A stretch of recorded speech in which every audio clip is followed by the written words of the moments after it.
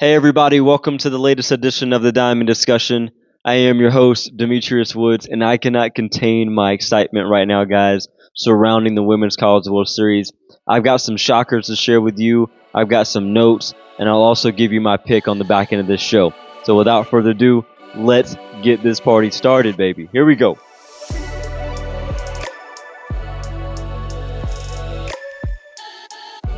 All right, guys. So this is big stuff right now. This is big stuff. We are in the dead heat. Honestly we're really on the back end of the Women's College World Series, and I hate to even say that because I don't even want it to end. But guys, y'all, this has been an incredible tournament. I hope you've been tuning in. I've been just I've been force feeding my family. Like if they're not interested in softball, they've been getting a dose of it anyway because we have been locked and loaded. Okay, so here's the thing. I've got some shockers that I've found throughout this tournament thus far that I felt like it was really intriguing, and it's about some specific teams. All right, and the first one I'm going to start with is Oklahoma State. Okay, Oklahoma State in this tournament went scoreless and winless, which surprised the heck out of me. With their offense being able to put up runs the way they have all season, with that pitching staff obviously led by Lexi Kilfoyle, which I'll get to her in just a minute, but mainly the offensive side. I don't understand how they were not able to produce. Oh, actually, you know what? I do. They ran into Keegan Rothrock, who is a fantastic freshman at Florida, right? And then they also ran into you know who, the player of the year in Nija Kennedy in Stanford. All right, so they get beat 1-0 by way of a solo home run to Florida in the opening round, and then they get run ruled by Stanford, which we're going to get to them as well in a bit. So I was shocked by that. I really was. I really was. So that surprised me in terms of Oklahoma State. Now let me get to Lexi Kilfoyle real fast. I know she got pieced up a little bit against Stanford in game two for them. But game one, man, I just thought she pitched an absolute gem. And those are some of the toughest ones to watch, in my opinion, where a pitcher makes one single mistake, it gets rocked over the fence, and that's the end of the game. That is the only error she made, so to speak, right, in terms of placement. And obviously, I can't remember who did it. It might have been, was it Erickson? No, I don't think it was Erickson. I don't remember who it was for Florida. Either way, though, she absolutely capitalized on the location of that pitch from Kilfoyle, and that was the end of that. So, again, man, shocked by Oklahoma State. Another one is, speaking of Florida, I am impressed more than anything, but also very shocked with them and their run that they've made. Again, at the time of this recording today, so by the way, super pumped. At the time of this recording, I am going to get ready to head home probably in the next 30 to 45 minutes or so and pack for Oklahoma City because I'm taking my travel softball team out to OKC for a few days. We're going to get to enjoy, hopefully, an epic championship series between the Texas Longhorns and to be determined, either the Florida Gators or Oklahoma Sooners. We don't know yet. However, we're locked and loaded, ready to go. But again, anyway, speaking of Florida, though, I have been shocked with their run again because partly because of the youthfulness. Again, that has not reared its head at all in a negative way. But I'm just mostly shocked, I guess, that they're the last remaining SEC team in this thing, right? Because you think about some of the teams that were around them that had really solid seasons this year in the SEC. Of course, you got Tennessee, led by the two-headed monster of a pitching staff there. We got Shaw and Pickens, right? Florida ended up on the back end of it. One, they ended up winning the conference championship, and then they ended up really being the number 2 team in the SEC in terms of the rankings, right? You had LSU in there, you had Texas A&M, you had Mizzou, right? You had multiple. Georgia was right there. So for them, this young Florida team, and maybe I'm overstating the word young, young pitching staff for sure, right? But this Florida team, man, they impressed me and they peaked to me at the right time, and I'm absolutely impressed with what they put together. And here's the reality: they're one win away now from putting themselves in position to compete for a national title, right? And if you told me that at the beginning of the season about this Florida Gator team, I'd tell you no, you were crazy, right? You were crazy. There's no way they're going to get through the SEC gauntlet and find themselves in a matchup against the number one seed in the country in the championship round, right? So again, they've got a tall task. All right. Today or yesterday, whenever it is that you're looking at watching the show, they have an incredibly tall task to beat Oklahoma.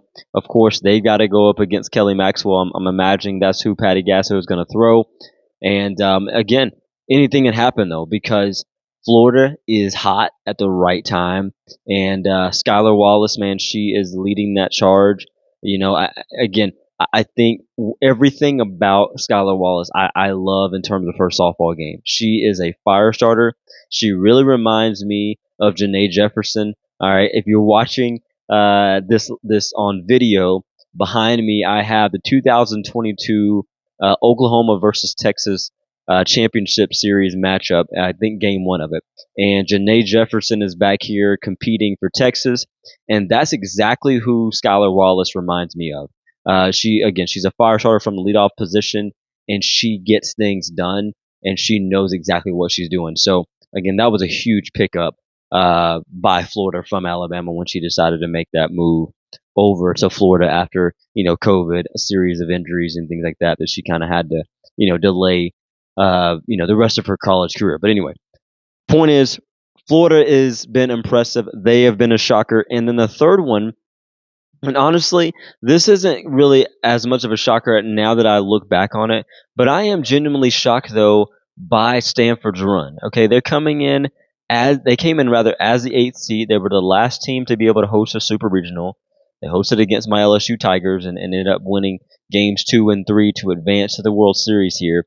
And here's the reality, man. Kennedy is a show. She is absolutely a ball player that every team wants to have, I would imagine, right? I mean, she is a go-getter. She was a workhorse for that program, and she's only a sophomore.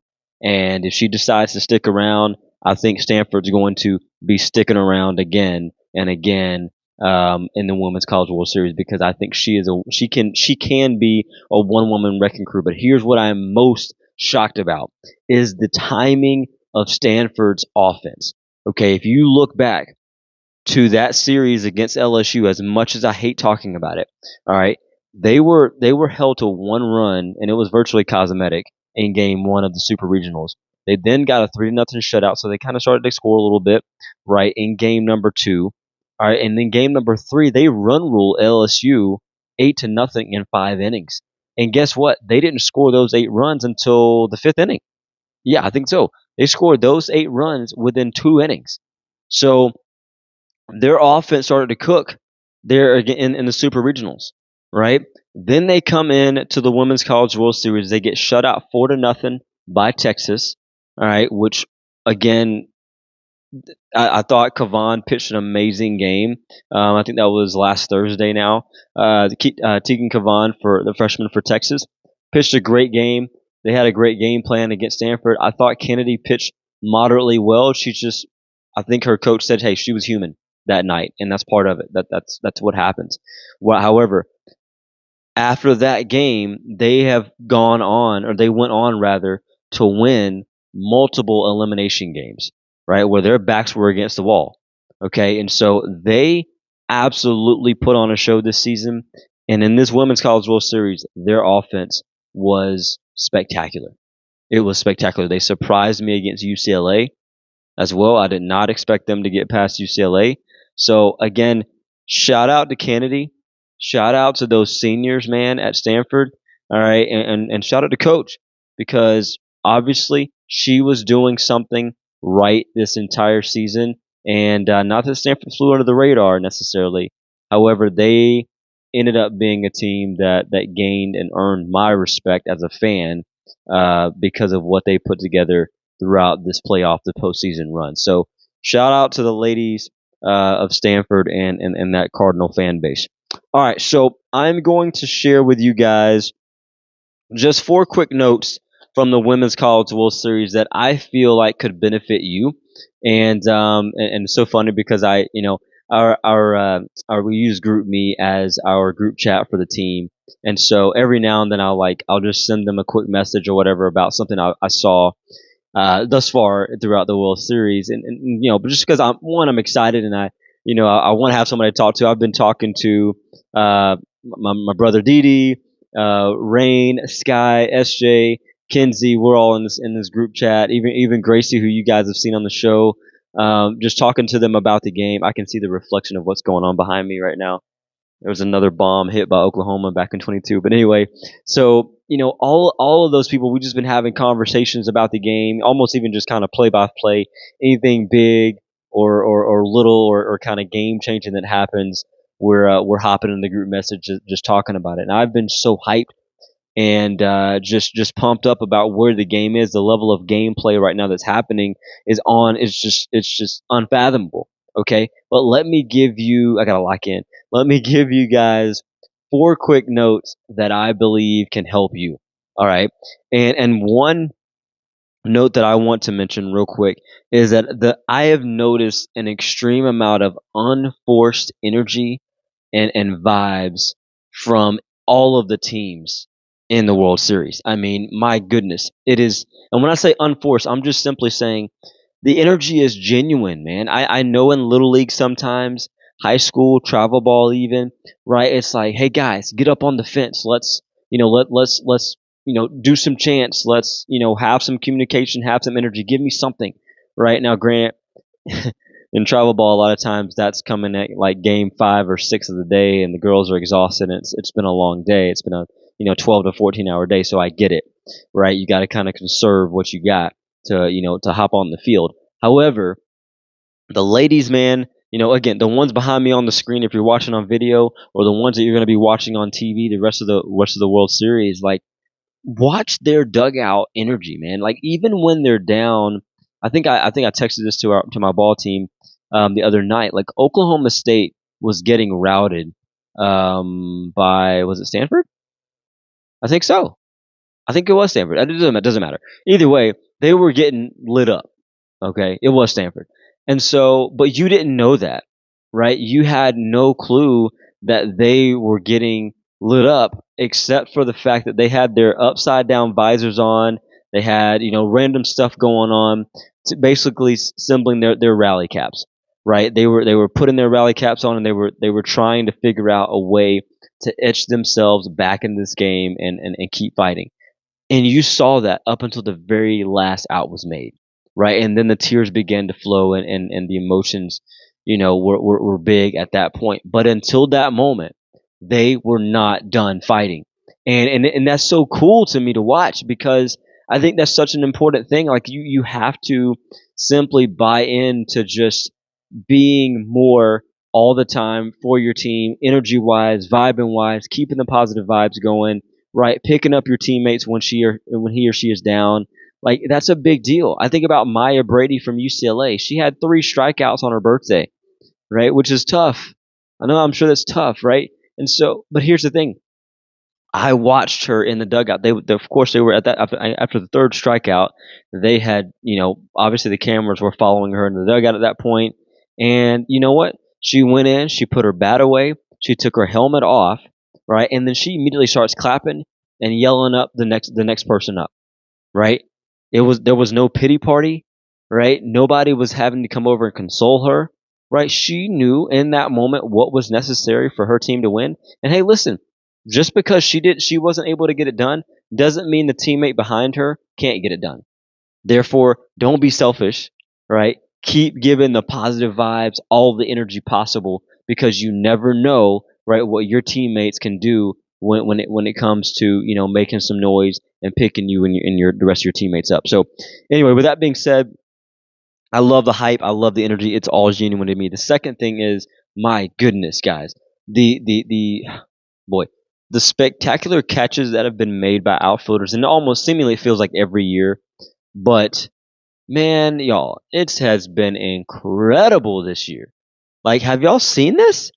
I'm talking about multiple home runs being robbed. I'm talking about multiple base hits being taken away. I'm talking about great defensive assist, going to the plate, right? Great plays at the plate, catchers doing what they got to do. So here's my thing with outfielders, okay? One, you don't get to be this great, right? If you're not practicing the craft, right? I don't think that you can just wake up and be a great outfielder. Like you don't wake up and just have a great read enough to where you can be this great, right? You can be really good, but greatness comes with preparation, right? And so because of that, these outfielders that we're watching in the Women's College World Series, you can tell that they have put in the work to be where they are. The reads that they're getting, right? The familiarity with the field, right? The just knowing where the wall is, all right? No, just backing each other up. Those types of things, man, are so important because here's the reality: there's a 0% chance that they lay out for some of these balls that they're laying out for if they don't feel comfortable that the girl next to her does not have her back. Ask them, guarantee you, right? So, big picture for us as ball players, as we continue to grow our games, whether in middle school, rec ball, travel ball, whatever, high school, doesn't matter. Be there for your teammates always. And then when you trust that your teammates are there, do not be afraid. Like fully trust them, right? Go lay out for that ball. What do you have to lose, right? What do you have to lose in that moment? Again, unless it's a moment where you probably shouldn't die, right? But either way, my point is that's a big takeaway for me, guys, that I feel like you guys will hopefully take something from too. The third thing is very interesting as well. This is more of a takeaway. I think I'll figure out how to make this help you. But I've noticed that the margin of error is so small for teams who are equally yoked, right, or on the same level, right. And honestly, if you've gotten to this level, you're on the same level as the team in the opposing dugout, no doubt about it. I don't care where you're ranked. I don't care if you're not even ranked. All right, you are on that same level, and so because of that, you don't have a big margin of error.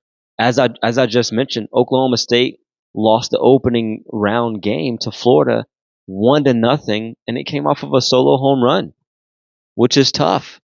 Earlier today, at the time of this recording, right, Stanford lost at the hands of Texas. No, not Texas.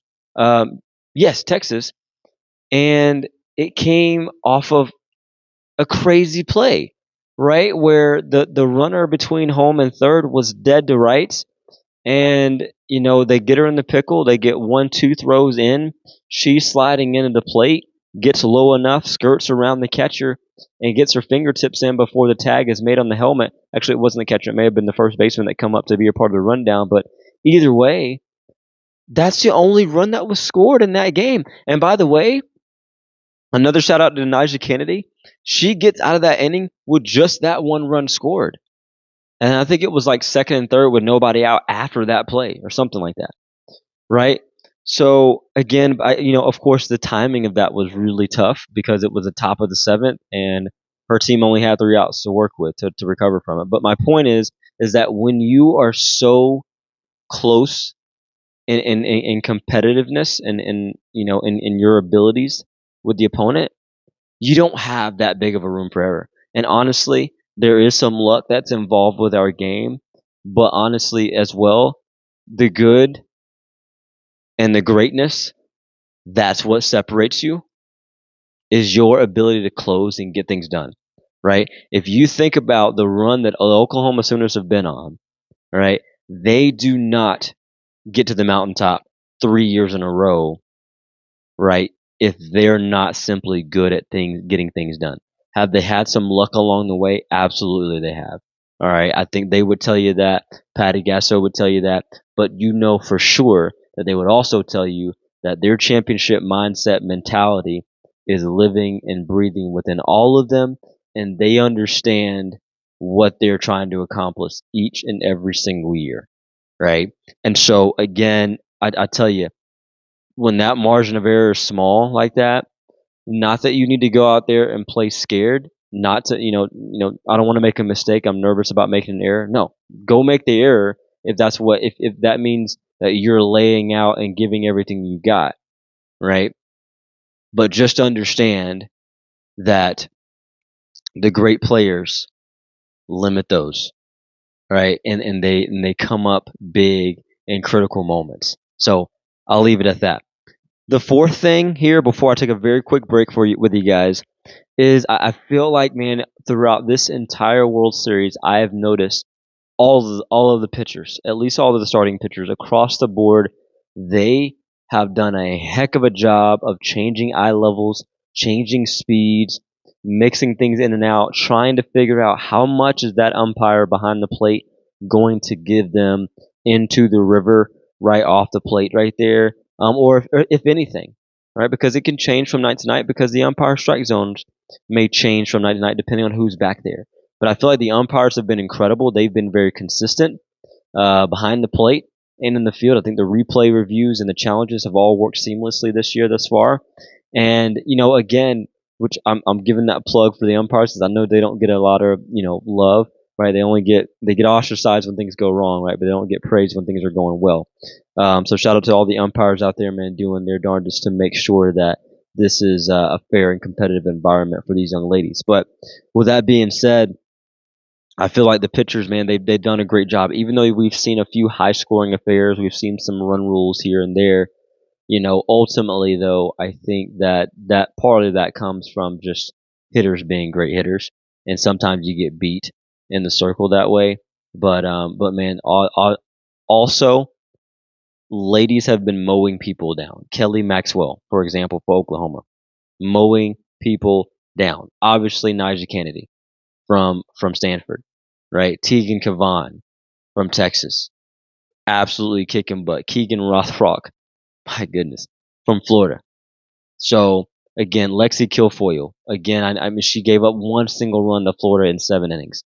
So I can go on and on. There's a list there, and Caleb Beaver, my goodness, from Alabama, just dynamite ball players in that circle.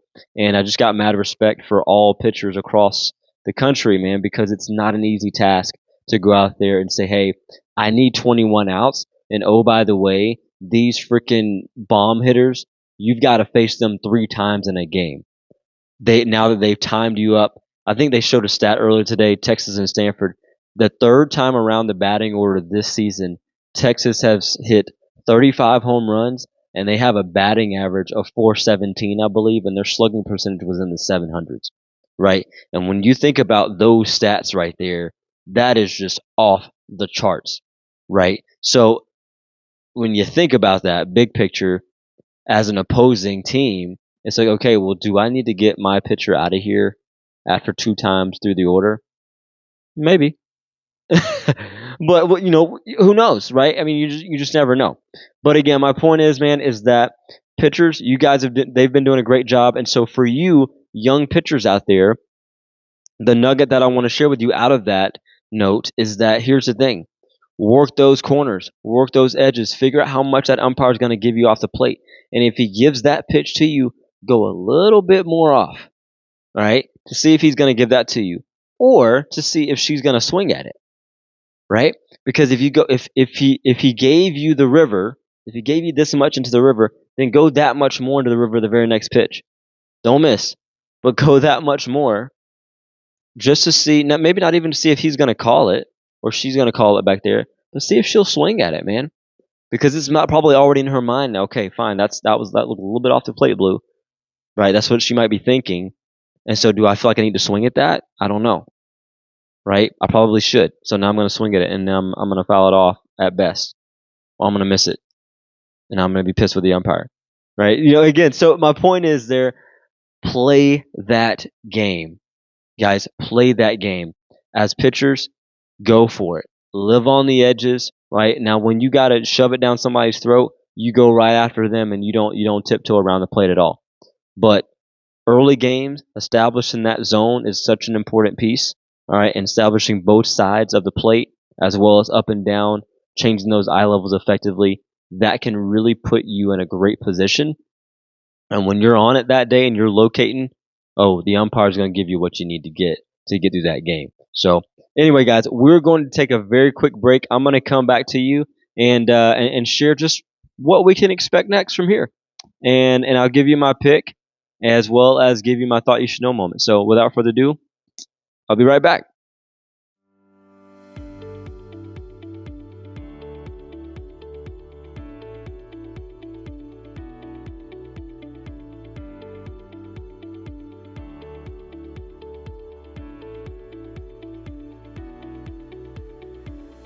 All right, guys, welcome back to the show. So this is it. I'm wrapping this thing up here, hopefully in the next 5 to 10 minutes with you, with just what we can expect next in this World Series. I won't see you again until probably later this week or this weekend.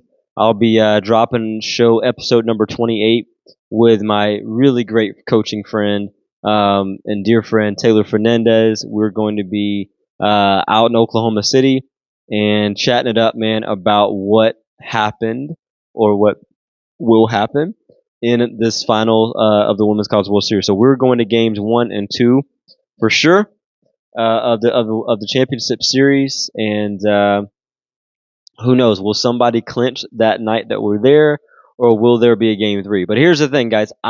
So again, at the time of this recording, Texas has punched their ticket into the championship series. All right, they beat Stanford 1-0, and in the top of the 7th.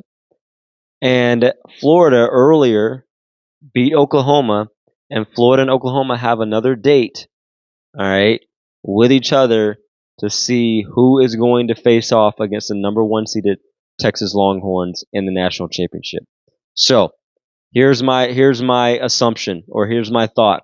Okay, I believe that we're going to see another Red River rivalry matchup with Texas and Oklahoma. Yes, I think Oklahoma gets it done behind the arm of Kelly Maxwell against Florida.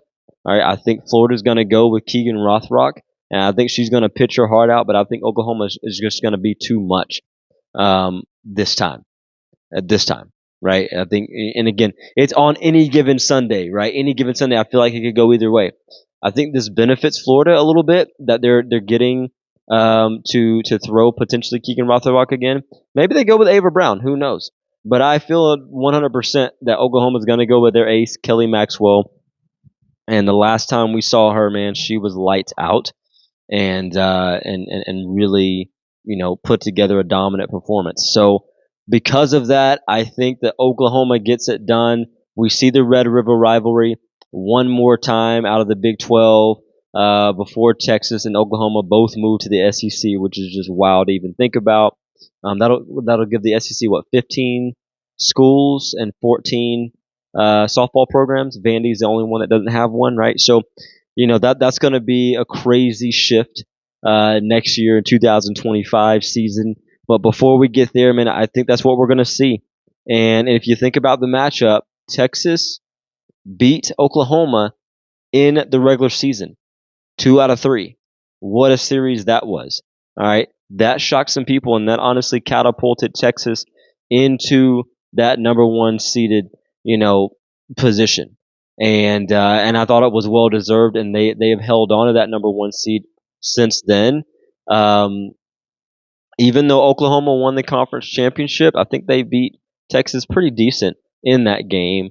However, Texas still looks and sounds like the number 1 team in the country. However, Oklahoma is coming, and I think it's going to be a fun series. What I believe to happen in that series is that it is going to go 3. I think it is going to go 3, and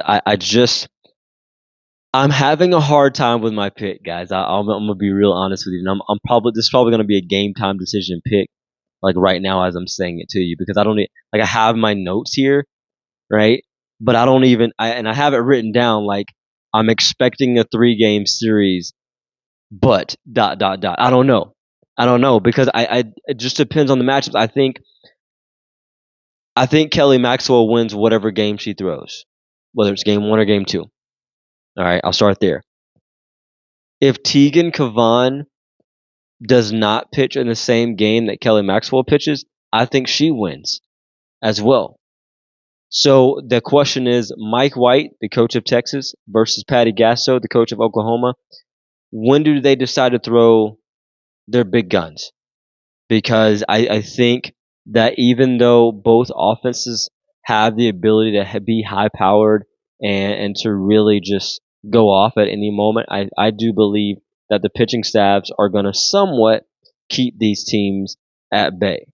Again, somewhat, relatively speaking. Okay. So, again, I think that we definitely see a game three.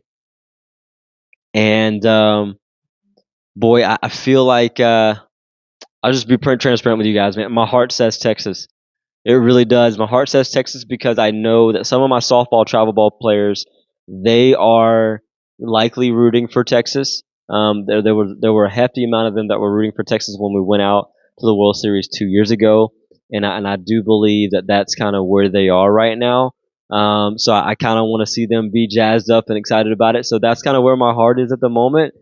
But just be real with you guys. My head is saying Oklahoma is going to figure out how to get it done and pull off the four-peat. But it's not going to come easy. I think Texas is going to give them a run for their money, and I think that Game 3 could very well be the deciding factor, which would be phenomenal. Although I would love to probably see either team clinch while we're there in person. That would be fun to see the celebration of it. But I don't know. Like I said, we're going to be at Game 1 and Game 2 live, sitting out in right center field. So if you see us on camera, give us a little shout out or something like that. But man, I'm pumped up though. I'm pumped up about what we've gotten, the product that we have, that the college world softball world has put on the field for us fans to watch this year. It has been absolutely incredible to witness. The game is continually going to new heights. And I just absolutely love that. I love that the ratings are up. I love that people are attending the games. I mean, we're talking about each session is now selling out. Well, not selling out rather, but they're reaching new heights in terms of record-breaking numbers. Right? I think more than 12,500 fans have been attending nearly every session of the World Series, which is a beautiful thing. I think the stadium only holds 13K. So, again, man, it's a beautiful thing.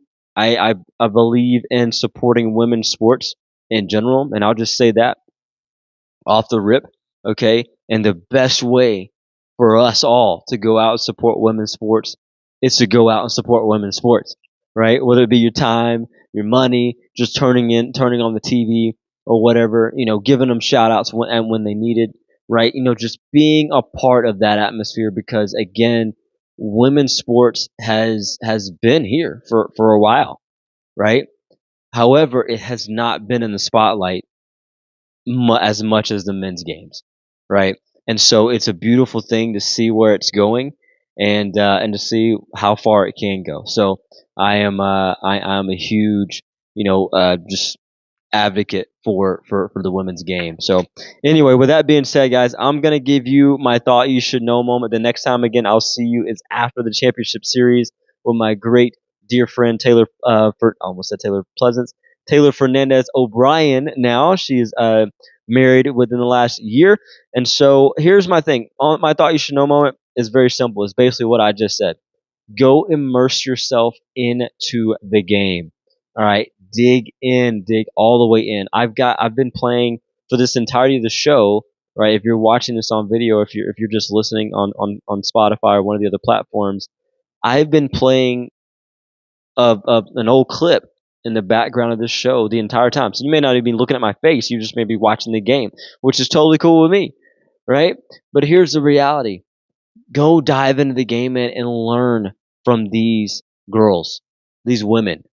Learn from these coaches. Learn from the moves that they're making. Coaches, learn from these coaches because you better believe I am writing things down. I'm taking notes and I'm immediately applying it to the way that I coach, right, or the moves that I may make or whatever, right? So again, let's learn from the best that are doing it at the highest of levels, and never get too old, never get too big about yourself or cocky or whatever to think that you can't learn from other people because you absolutely can. So anyway, with that being said, guys, I am signing this show off with the utmost excitement. I will see you in Oklahoma City with my friend again, Taylor Fernandez O'Brien. Can't wait. for episode 28 with her. We are going to rock it out together. And with that being said, guys, please let all you do be done in love. Because at the end of the day, that is truly what makes the world go round. I am jazzed up. I hope you are too. Let's live it up, guys. And we will see you in Oklahoma City. Take it easy.